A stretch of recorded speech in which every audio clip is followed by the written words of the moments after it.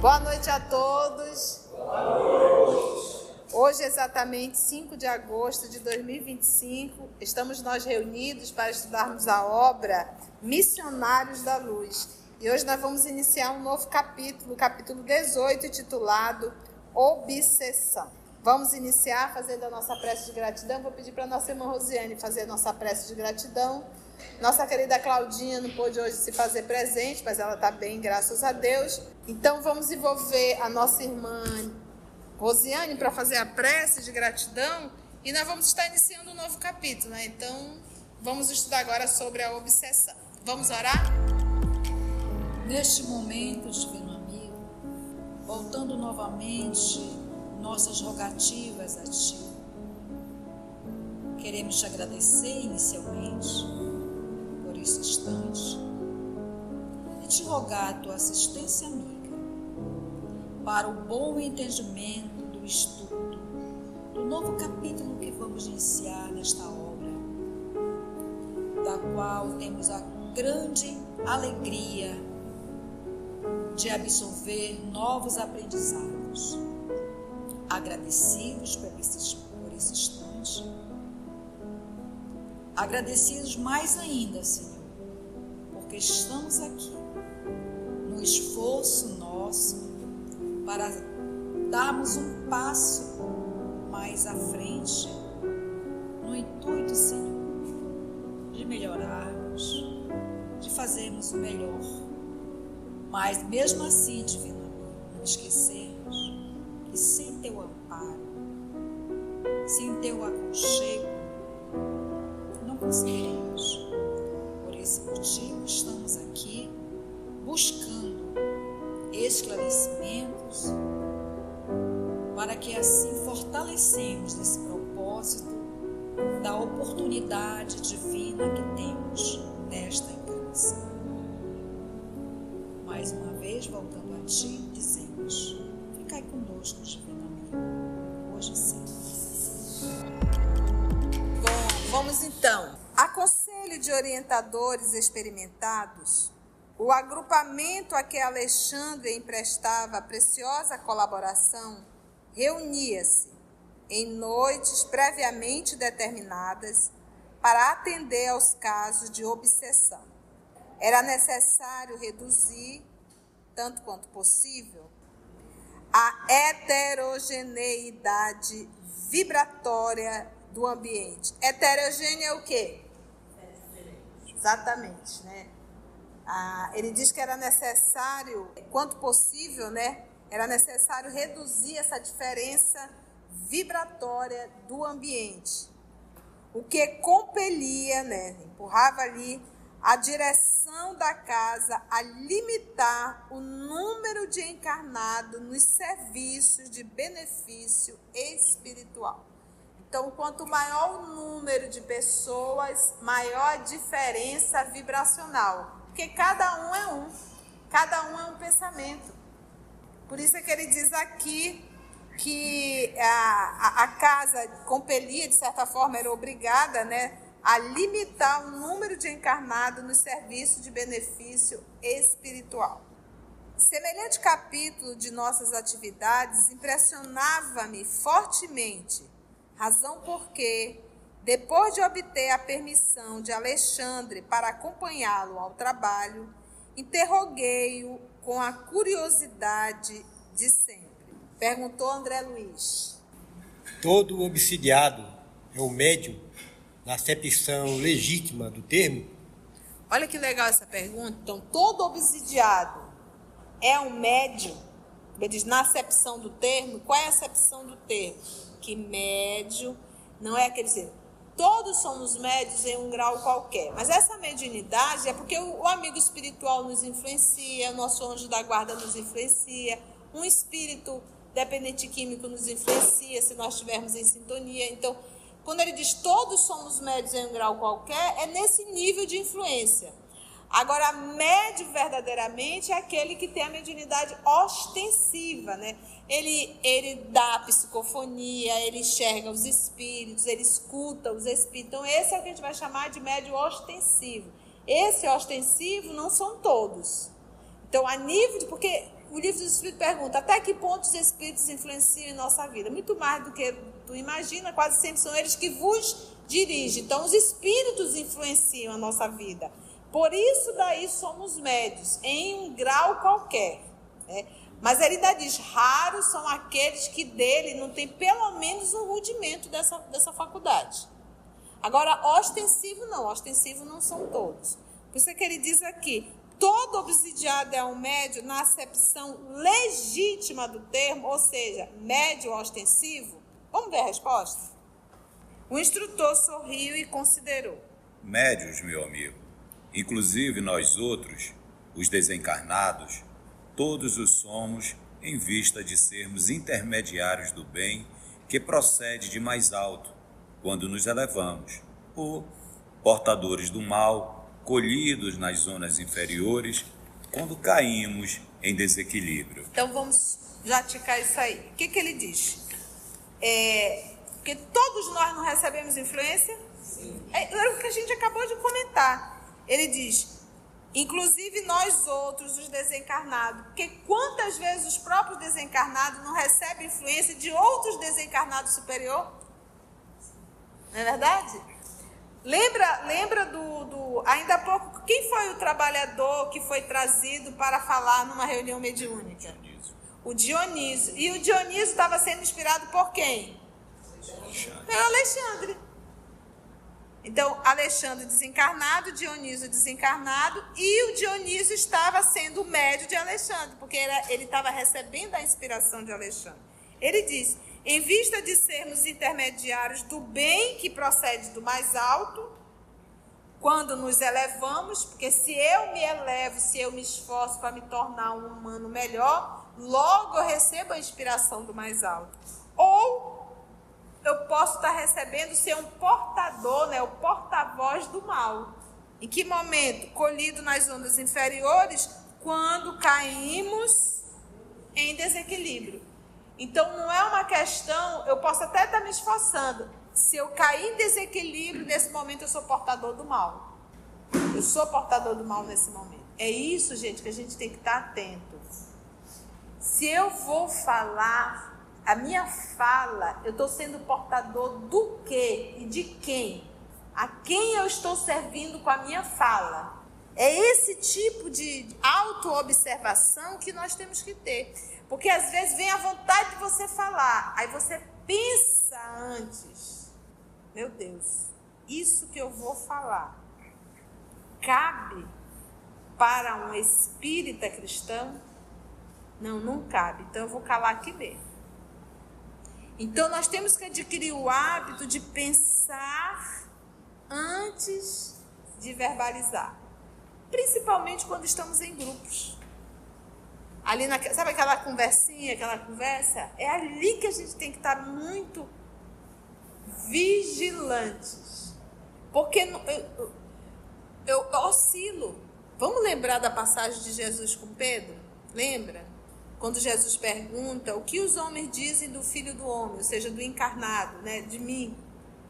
Um diz que tu é Elias, outros Jeremias ou um dos profetas. Jesus diz, e vocês, os meus discípulos, aqueles que estão aqui me acompanhando, o que dizem? Aí o Pedro pula e diz, tu és o Filho de Deus vivo, né? Aí, bem-aventurado tu és, feliz tu é, Pedro, porque não é a carne nem o sangue que te revela, mas meu Pai que está no céu. Então, ou seja, Pedro estava recebendo uma inspiração da onde?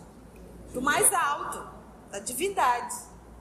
E aí, nesse momento, Jesus começa a falar o que ele, Jesus, iria passar, que ele seria preso. Porque isso aí, gente, é momentos antes da prisão do Cristo. Ele já sabia o que estava tramando. Esse momento não é aquele que ele acabou de chegar, chamou os discípulos, olha, futuramente vão me pegar, não. Aquilo ali é o que já estava acontecendo, a trama da prisão de Jesus. Aí ele diz, vão me prender, vão me chicotear, ele fala tudo direitinho. Aí o Pedro se revolta contra Deus. Ele diz, como queres que eu acredite em um Deus bom? Você vai fazer o filho passar por tudo isso? Bastou o coração dele, o pensamento dele se revoltar? Aí Jesus diz, cala-te, Pedro, pois agora tu falas como um filho da treva. Então você vê que no mesmo momento ele oscilou, ele recebeu uma inspiração do mais alto e logo depois ele recebeu uma inspiração dos filhos das trevas. É por isso que nós temos que estar extremamente o quê? Vigilantes. E essa sugestão para o mal, ela não acontece só de desencarnado para encarnado. Ela também acontece de encarnado para encarnado. Então, se alguém me vem com uma sugestão perversa, uma fala maliciosa, eu também tenho que acolher essa pessoa como um irmão adoecido. Então, o que eu vou fazer? Eu vou fazer com que essa pessoa consiga enxergar a melhor parte. Tirar a pessoa, porque a pessoa também pode estar sob uma influência perversa. Entende? Então, eu vou pegar isso, mas vamos pensar desse jeito, assim, você vai, nem você se contamina e você ainda ajuda uma pessoa que está contaminada. Agora, se a pessoa vem com a contaminação, eu me junto a essa contaminação, pronto, são dois contaminados. Então, na fala do Francisco de Assis, onde houver ódio, que eu leve o amor, né? Lembra, Senhor, fazei-me instrumento de vossa paz. Então é isso, fazei-me instrumento de vossa paz. Aonde quer que a gente possa estar.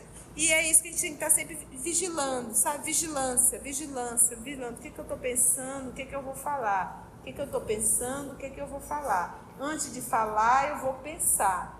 Para eu não machucar ninguém e para eu não me comprometer com a lei. Para eu também não ser o instrumento do mal. Continuando. Então, até aí ele diz, se todos nós recebemos influência, todos o somos, né? Nesse nível, tá? O obsidiado, porém, acima de médio de energias perturbadas, é quase sempre um enfermo, representando uma legião de doentes invisíveis ao olhar humano. Por isto mesmo, constitui, em todas as circunstâncias, um caso especial, exigindo muita atenção, prudência e carinho. Quando a gente fala do obsidiado, a gente pensa que é aquela pessoa que está se batendo em cima da cama, que está incorporando. É também isso, mas não é só isso. Façamos uma autoavaliação da nossa vida. Como é que está a minha vida no cotidiano? Eu estou sempre doente? Eu estou sempre mal-humorada? Eu estou sempre reclamando? Eu tenho dificuldade para sair do quarto? Eu não quero me relacionar? Eu estou sempre azedo. Isso é uma obsessão. Eu estou num quadro obsessivo. Essa rotina constante para baixo, escurecida, isso é típico de obsessão. Pensamento constante, né? Aquela falta de vontade de viver, aquela sensação de eu não quero mais, aquele mau humor constante. Isso é uma obsessão.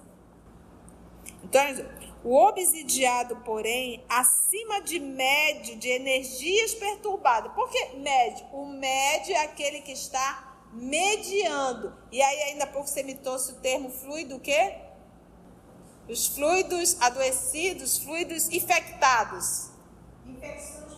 Infecções fluídicas. Na verdade, é isso aqui, energias perturbadas. São as energias perturbadas. Então, o obsidiado, porém, acima de médio de energias perturbadas, porque a energia do espírito obsessor, ele capta e transmite. Ele transmite o mau humor. Gente, é só a gente pensar, para pensar. Isso que eu estou sentindo condiz com a atitude de um cristão? Um cristão, ele é alegre. Um cristão, ele é suave. Um cristão, ele amanhece orando, agradecendo a Deus por estar de pé. Então, se eu já levanto batendo o pé, reclamando, arrastando corrente, eu não estou sendo médio de energias boas, eu estou sendo médio de energias perturbadas. Por isso a necessidade da oração e de quebrar o vínculo. Eu preciso quebrar. Eu não posso me entregar para o leão. Se eu sei que isso é ruim, eu tenho que quebrar esse vínculo. Eu tenho que me esforçar para sair disso. Por que a dona Ana Guimarães dizia assim: não há obsessor que resista a um tanque de lavar roupa? O trabalho.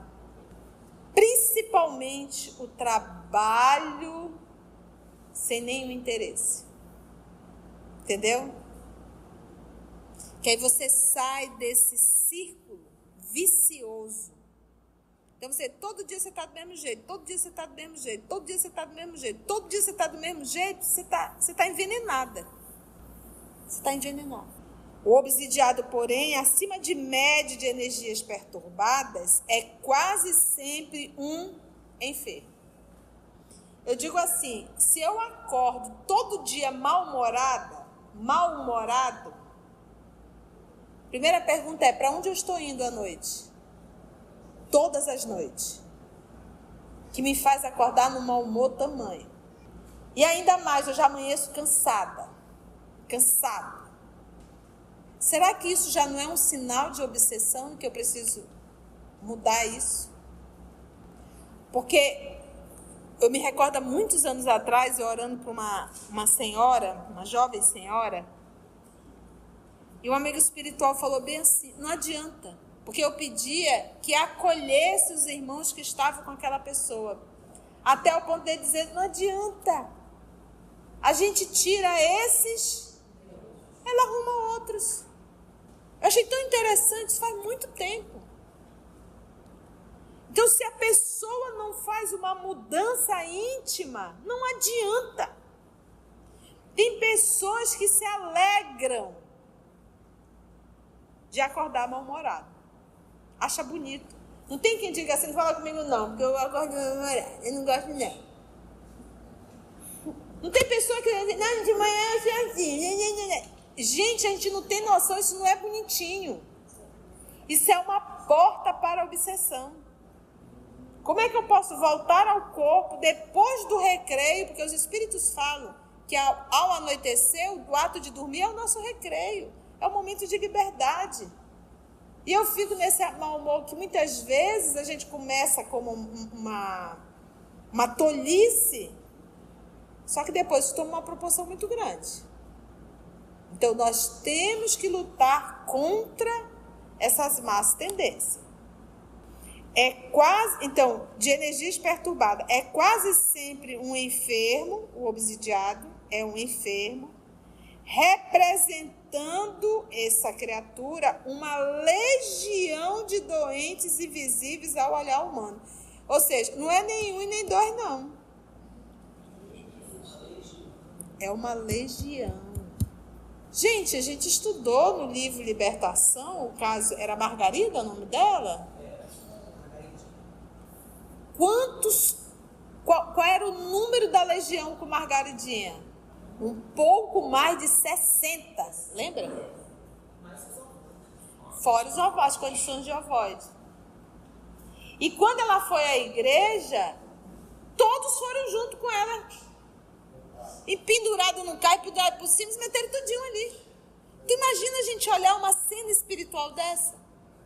Agora, qual era a condição dela? Para pensar, qual era a condição dela? Ela já estava prostrada. Sem força. E é isso, se eu estou sem força, se eu não tenho como sair da cama, levantar da cama, se o mau humor tomar conta de mim, eu tenho que reconhecer que eu estou num processo obsessivo. Tem um processo psicológico? Tem. Também. É por isso que a gente estuda no Espiritismo. Nós temos que acompanhar a ciência médica e a ciência espírita. Nunca o Espiritismo anulou a ciência médica. Então, muitas vezes tem que ser feito o trabalho dos dois. Então, o caso da Margaridinha, havia obsessão? Havia. O corpo estava debilitado? Estava. Então, se o corpo estava debilitado, ela precisaria de um tratamento orgânico, médico. Só que não era só isso, era também isso. Por isso o atendimento espiritual. Entende, gente? Então vamos vigiar um pouco mais para nós sabermos por quem nós estamos sendo inspirados, com quem nós estamos de braços dados quando saímos do corpo físico. Ele continua. Por isso mesmo, constitui em todas as circunstâncias um caso especial, a obsessão, exigindo muita atenção, prudência e carinho. Porque ninguém resolve um processo de obsessão, no caso de atendimento espiritual, da noite para o dia.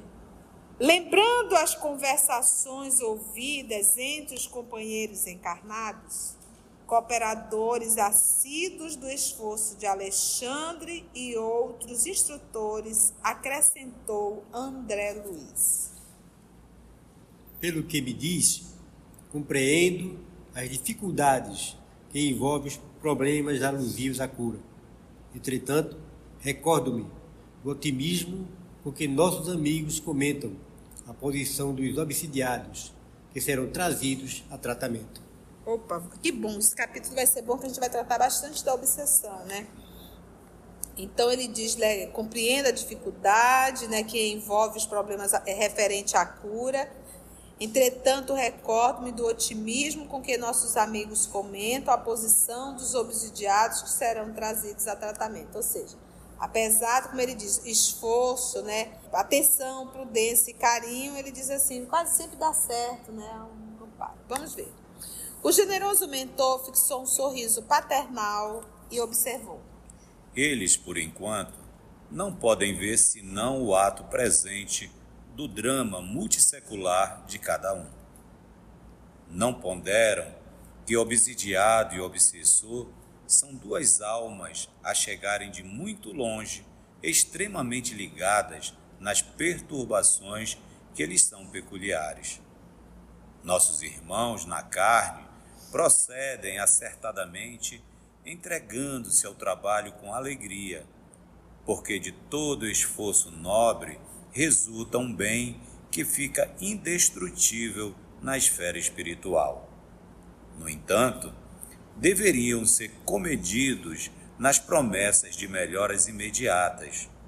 No campo físico e de modo algum deveriam formular julgamento prematuro em cada caso, porquanto é muito difícil identificar a verdadeira vítima com a visão circunscrita do corpo terrestre.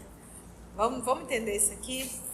É um pouquinho complexo, mas não é complexo não. Parece complexo, mas não é não. Então, a fala do André Luiz, ele dizia o quê? A posição dos obsidiados que serão trazidos a tratamento, ele dizia assim, recordo-me do otimismo com que nossos amigos comentam a posição dos obsidiados que serão trazidos aqui a tratamento. Então, você vê que eles já sabem quem irão a tratamento. Aí ele diz assim, vem o Alexandre.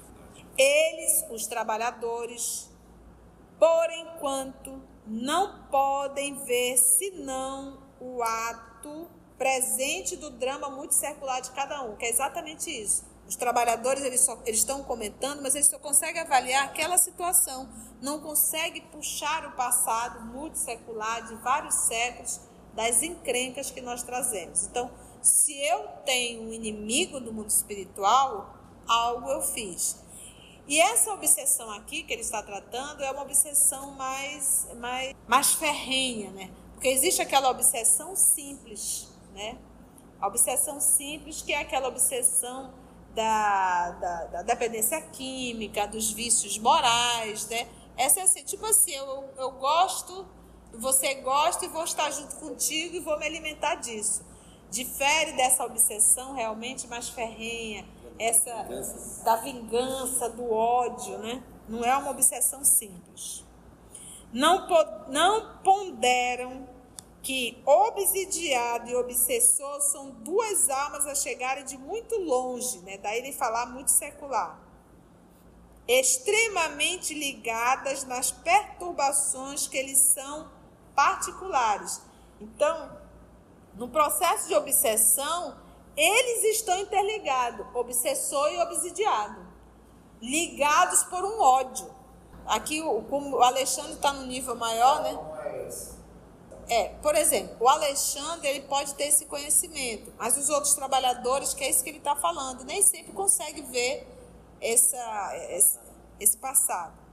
Na verdade, por exemplo, para um trabalho dos espíritos, na verdade, quando eles vêm para esse auxílio, esse no nível de Alexandre já sabe. Sim, mas estou falando dos outros. Os outros ainda não têm. Ele está falando, porque ele está falando do grupo de encarnados que vai fazer o trabalho, né?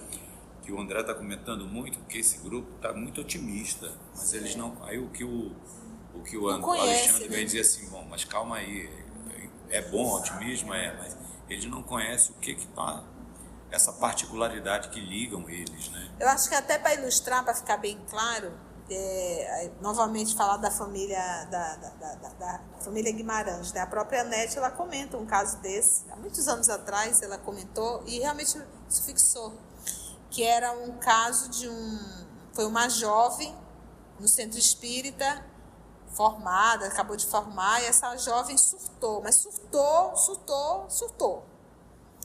de rasgar roupa, de não falar coisa com coisa. E a Anete dizia que olhava para a moça, os olhos da moça mostravam que ela estava lúcida e consciente, mas ela não tinha controle nos movimentos, eram movimentos totalmente desorganizados, e também perdeu o controle da fala. E nós sabemos que tanto a fala quanto os movimentos motores, ele tem, a primeira ação é no cérebro da gente, a parte é o encéfalo como um todo. Então eu preciso do meu sistema nervoso central, eu preciso do meu sistema nervoso periférico, mas quem manda o comando é justamente o cérebro, tem parte do cérebro específica para cada coisinha do nosso corpo. Então ela entrou nisso, ela não tinha um controle do movimento físico e não tinha também um da fala, que também é controlado pelo cérebro na área de Broca, né? Então, e ela olhava e a moça pedia socorro com o olhar. Então, como era o espírita, pai espírita, mãe espírita, a moça era espírita, evangelizadora, tratamento espiritual. E aí um espírito se manifestou, se apresentava como cientista e que estava fazendo uma pesquisa com essa moça. Ele dava aula sobre a parte do cérebro, a parte encefálica como um todo. Ele dava aula. Ele dizia qual a parte do encéfalo que ele estava movimentando, a parte do cérebro que ele estava movimentando para atuar naquela jovem, para paralisar. Então ela estava consciente, mas ela não tinha domínio sobre os movimentos físicos e os movimentos da própria voz da fala. Então foram meses de comunicação, 2 anos esse espírito se comunicando de forma muito perversa, e o grupo já estava meio chateado. É aquilo que ele falou, prudência e carinho e muita atenção. Então, como ele já estava assim, impaciente com a frieza daquele espírito, um amigo espiritual veio e contou uma história.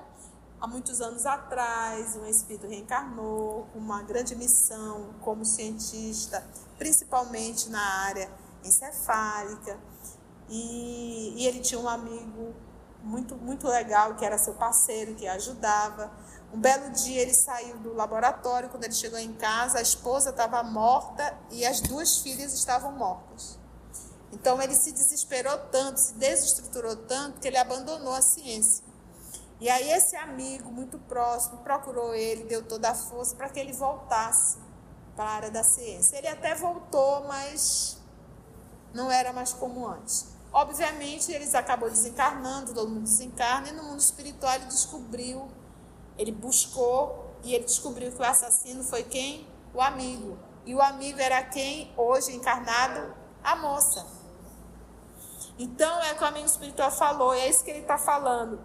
Quem é a vítima aí, na verdade? É a moça ou o que a gente chama de obsessor? Né? Então, por isso que ele está dizendo assim, não ponderam os trabalhadores que obsidiado e obsessor são 2 almas a chegarem de muito longe, olha o caso desses 2, extremamente ligadas nas perturbações que eles são particulares. Porque o cidadão mandou matar a esposa, mandou matar as filhas, ele matou na verdade. Ninguém soube, ninguém descobriu. Nossos irmãos na carne, que aí são os trabalhadores, né? procedem acertadamente, entregando-se ao trabalho com alegria, né? Imagina a gente ir para uma reunião mediúnica desanimado, nada vai dar certo, nenhuma comunicação, né? Porque de todo esforço nobre resulta um bem que fica indestrutível na esfera espiritual. No entanto, deveriam ser comedidos nas promessas de melhoras imediatas. Então, o Augusto traz aqui um filho, uma filha, um irmão, uma irmã, e eu vou e digo, não, Lívia, não se preocupe não, em breve vai estar bem. Olha aí esse caso que a gente trouxe, 2 anos. Então não tem como a gente dizer, depende. A gente não conhece o passado de cada um. Por isso ele diz, ser comedidos nas promessas de melhoras imediatas, no campo físico. E de modo algum deveriam formular julgamento prematuro em cada caso. Então lembra da história que eu trouxe? Os trabalhadores já estavam julgando, estavam achando o comunicante perverso, né? Porquanto é muito difícil identificar a verdadeira vítima. Então, nesse caso que eu trouxe, quem era a vítima? Era a moça ou o cientista? Entendeste? Por isso que nós não devemos nos colocar na posição de julgador. Porquanto é muito difícil identificar a verdadeira vítima com a visão circunscrita do corpo terrestre. Então, esse parágrafo aqui é um recado para quem trabalha nas reuniões mediúnicas, né, para os trabalhadores da reunião mediúnica. E aí a gente pergunta, quem é a verdadeira vítima?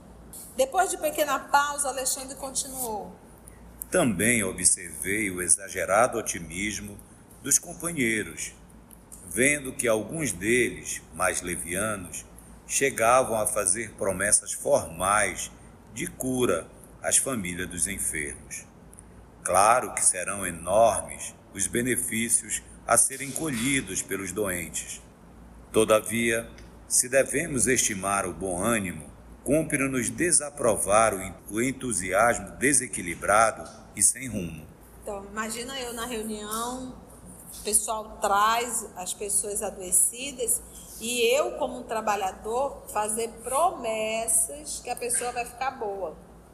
Nossa reunião é excelente, temos médios maravilhosos e ele usa um termo aqui bem pesado. Ele diz que a pessoa é o quê? Leviano. Leviano é um mentiroso, sem compromisso com a verdade. Então nós não temos. Se o Chico dizer assim, olha, o telefone só toca de lá para cá, diz, olha, vamos orar, vamos vibrar e vamos colocar na mão do nosso Pai, porque o Pai conhece todo o histórico e nós não. Parece que essa menina, esse menino, essa senhora, esse senhor é uma vítima, mas nós sabemos que não são. Ele dizia assim, todavia, se devemos estimar o bom ânimo, né, a gente também não pode trabalhar, não vai dar certo, não é isso. Não é isso. Cumpre-nos desaprovar o entusiasmo desequilibrado e sem rumo. Né? O entusiasmado, né, demais, tudo vai melhorar, tudo vai dar certo, ele vai ficar bom. E ainda há aqueles que dizem o número. Em 7 reuniões ela vai estar ótima. Indagou André Luiz. Já conhece todos os casos? Respondeu Alexandre sem hesitar. Todos. Dos 5 que constituirão o motivo da próxima reunião, apenas uma jovem revela possibilidades de melhoras mais ou menos rápidas. Os demais comparecerão simplesmente para socorro, evitando agravo nas provas necessárias. Você vê, gente, o que é uma reunião de desobsessão? Eles já sabem previamente e já tem o número exato das comunicações. São 5 que irão se comunicar. É por isso que a gente fala que uma reunião mediúnica, ela é preparada previamente, não tem como substituir médium, e eles estão contando que eu vou estar lá na reunião. Haverá empecilhos, poderá existir, mas eles estão contando que eu estarei lá, que nós estaremos lá como trabalhadores, entendeu? Considerando muito interessante a menção especial que se fazia, perguntou André Luiz. Gozará a jovem de proteção diferente? Por quê? Porque ele diz assim, ó, dos 5 que constituirão o motivo da próxima reunião, apenas uma jovem revela a possibilidade de melhoras mais ou menos rápida, né? Dos 5, subentende, dos 5 pacientes que irão, né, que serão o motivo da próxima reunião, porque vai atender os espíritos vinculados a esses paciente aí entre aspas. E desses 5, apenas uma jovem receberá, né? Os demais comparecerão simplesmente para socorro, evitando agravo nas provas necessárias. Porque muitas vezes, Otília, a gente precisa passar. Muitas vezes a gente precisa passar. Que o amparo espiritual nos dá força, nos dá coragem. Mas muitas vezes não tem como resolver, porque a pessoa precisa. Imagina se tirasse todas as provas, como é que a gente ia amadurecer? Se tirasse todas as expiações, como é que a gente ia reparar? Essas provas necessárias, elas podem ser aliviadas através do esforço da própria pessoa? Do esforço, do trabalho, né? Porque o que acontece? O que mais irrita o inimigo é olhar para nós e ver a mesma pessoa. Tá vendo? Olha como isso ainda é assim. Vamos dizer que numa encarnação anterior você arrumou um inimigo com a sua arrogância. Uma pessoa muito arrogante, né? E isso foi uma das coisas que mais irritou esse espírito, né? E o mal que você fez a esse espírito. Então, você reencarna e ele fica, vamos supor, no mundo espiritual e se torna um perseguidor teu. Você cresce e você continua sendo aquela pessoa arrogante. Então ele vai olhar para ti e vai dizer, tá vendo? Isso não mudou. Continua arrogante, ou seja, promove mais raiva ainda dentro dele. Porque percebe que você não mudou. Agora, se você, na condição, se está se esforçando, está fazendo bem, está aprendendo a engolir sapo calada, não agride mais ninguém, aí ele já olha assim e diz, parece que ela mudou. Aí você vai amansando, entendeu? A pessoa diz, poxa vida, e daqui a pouco até gosta de ti. Mas se olha para você e vê aquela mesma pessoa de 200 anos atrás, aí a gente vai promover mais raiva ainda dentro desse ser, entendeu? Olha, gente, eu já falei para vocês, mas eu gosto de lembrar. De uma vez que eu saí daqui da fundação, tu foi com o meu carro e tal, cheguei em casa, aí eu tinha que passar no quarto do papai, né, papai Dodói, trocar fralda e tal, fazer essas coisas todas. Então eu saía do quarto do papai, era quase meia-noite. Isso era a minha rotina diária. E eu saí do quarto, quando eu fechei a porta, eu ouvi em alto, bom tom, vamos, ela já tem problema demais. Então, talvez 2 ou 3, eu não sei, vamos, né? Eu não sei o número, mas eu deduzo 2. Mas espíritos me seguiram, me acompanharam até meu lar, viram todo o trabalho que eu fiz e eles se compadeceram. Ela já tem problema demais, vamos embora. Porque tu imagina, eu carregava o papai, trocava a fralda, dava o iogurtezinho, a geleia que ele gostava, ia conversar sobre o dia dele. Então, isso sensibilizou. Agora, para pensar, se eu tivesse chegado em casa, maltratando e reclamando do meu pai. Então, ou seja, o bem que nós fazemos é instrumento e é um verdadeiro, é um escudo contra o mal. Você tá, é o advogado, é um escudo. Agora, o mal que eu faço, eu acabo despertando no outro mais raiva ainda. É isso que a gente tem que entender. Quando fazemos o bem, a gente sensibiliza o coração do mal. A pior coisa e a pior ignorância, a pior burrice, é quando alguém está te fazendo mal e você provoca. Você agride. O que eu estou fazendo? Eu estou provocando mais raiva ainda no coração do outro. Entendemos? Só para finalizar, nós vamos ficar cenas do próximo capítulo, né? Porque, considerando muito interessante a menção especial que se fazia, perguntou André Luiz, mas a gente responde, cenas do próximo capítulo. Porque a fala do Alexandre é uma fala grande, e vocês já perceberam que esse é um capítulo que retrata a obsessão, que nós teremos que ir bem ticando, porque afinal de contas, isso nos interessa e interessa o quê? Muito. Foi bom, gente? Então, vamos levar isso para a nossa vida.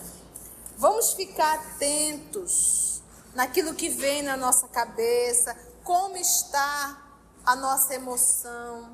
Vamos lutar contra o mal que começa dentro de nós.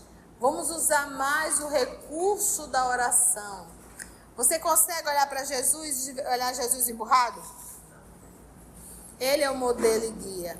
Então, que possamos colocar uma leveza no nosso rosto e nos esforçarmos para realmente sermos instrumentos do bem. Certo? Alguma pergunta, alguma colocação? Não? Tudo alright? Se você chegou até aqui o final, deixa seu comentário. É muito importante a gente poder ler o teu comentário. Não esqueça de curtir para que possa divulgar a página. Dá o seu like, né? E, se possível, faça a sua inscrição no nosso canal e toca o sininho. Porque quando você toca o sininho, o YouTube avisa para você quando o EOS publicar um novo estudo. Então, receba um grande abraço da família EOS Manaus. Lodila, quem faz a prece para a gente, por favor? Somente o amor, Senhor, nos liberta do sofrimento, das perturbações que nós ainda carregamos. Senhor da vida, é com o coração em alegria e gratidão que agradecemos essa oportunidade, Senhor, de receber a luz que nos tira das trevas da ignorância. Obrigada, Senhor da vida, por nos darmos a oportunidade de ressignificarmos a nossa vida, pelo amor que tem por todos nós, e por nos ajudar a despertar para a luz que nos conduz à verdadeira felicidade. Agradecemos aos amigos espirituais, trabalhadores desta tarefa, que nos ajudam, nos incentivam a perseverarmos na busca de estudarmos e nos estudarmos. Agradecemos a nossa irmã Conceição, que através do seu esforço traz para todos nós os ensinamentos, as inspirações de vida. Nós te rogamos, Senhor Jesus, que nos dê força e coragem, perseverança, Senhor, para darmos continuidade ao compromisso que assumimos nessa encarnação, de aprendermos a amar. Abençoa esta casa, Senhor. Abençoa os nossos lares. E que voltemos aos nossos destinos, lá para onde formos nesse momento, levando conosco essa paz que nos envolve e que nos estimula estimula cada vez mais a seguirmos o caminho do bem e a aprendermos a valorizar a vida, a respeitar as leis divinas, aprendendo a fazer a vontade de Deus nosso Pai. Gratidão, Senhor Jesus. Gratidão por esta noite que é nos concedida. Gratidão, Senhor. Que assim seja.